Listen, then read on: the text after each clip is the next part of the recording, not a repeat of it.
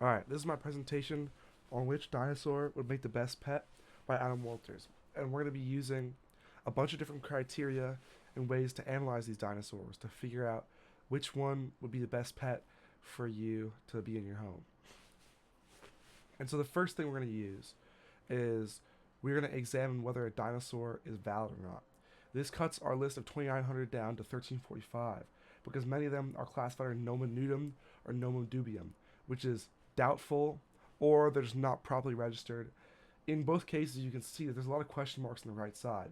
There's really not much information on that. And another thing is going to be removing the synonyms. That brings us down to 782 dinosaurs to choose from.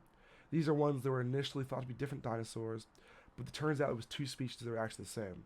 And in this list, a lot of them are these things because they're early discoveries where they didn't have all the technology. But nowadays, there's much less of them. So this overrepresents the sample. Third, we're going to look at unique dinosaurs. So you see the sauropods in the top right. Those are all three different species, but it's kind of the same effective thing. You see the crabs in the bottom left. Those are all different species, but it's kind of the same thing. So for the purpose of us as pet owners, we can classify these all as one to save ourselves time.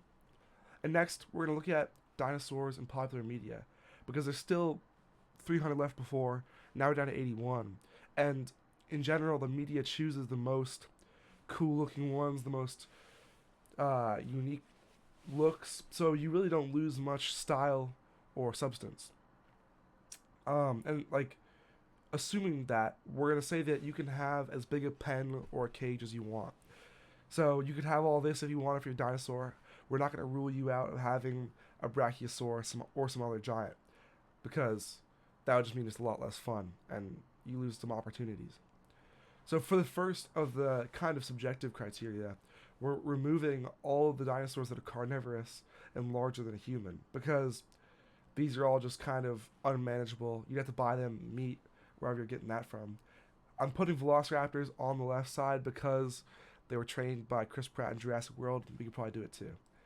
And second, we're going to remove the Triassic period. Now we remove this because, unlike the Jurassic and Cretaceous, it had a much different climate. It was warmer. It was defined by more monsoons, and also the designs of the dinosaurs throughout this time were a little less varied because it was earlier in the dinosaur evolution.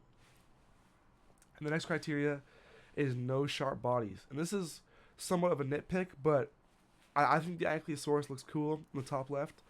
But as far as it being a pet, there's just definitely better choices we still have left. Even though we're getting down to a pretty small number, there's better choices we could choose than an Ankylosaurus. And for our last critique, we're going to look at dinosaurs that are sociable. So we want the opportunity to be able to go into our pen or hang out with our dinosaur, or not just view them in some kind of cage as something just you watch. That's a lost opportunity, I believe. So looking at the set of dinosaurs we have left, they vary quite a bit in size. They're mostly herbivores. They're oftentimes more friendly looking. They're pretty varied in looks. So it's a pretty varied list of what you would want. But I'm going to give you two of my top choices for which one would make the best pet. So the first one is this dinosaur. And now you can see from the two pictures, it's not exactly sure what it looks like on the outside. But regardless, it's a smaller dinosaur. It stands at about the height a cat or a medium-sized dog would stand. It's a herbivore, and it's featured in the Jurassic Park game, so some people might recognize it. And the second one is this dinosaur. It's like a larger version of elephant. It's also a herbivore, and I think it has a really cool look, and it's related to elephants, which is really nice because it means that elephants generally are pretty nice to humans and kind of treat them with respect, so it'd probably be similar for him. So you could have him and be sociable. But at the end of the day, there's no wrong answers. Even from that list of 782, those are all dinosaurs that are known to be real and a different species. So you could choose any one of those, but these ones are probably a lot of the characteristics are right for them. And this is my bibliography through the presentation. So you can see all the different sources I used.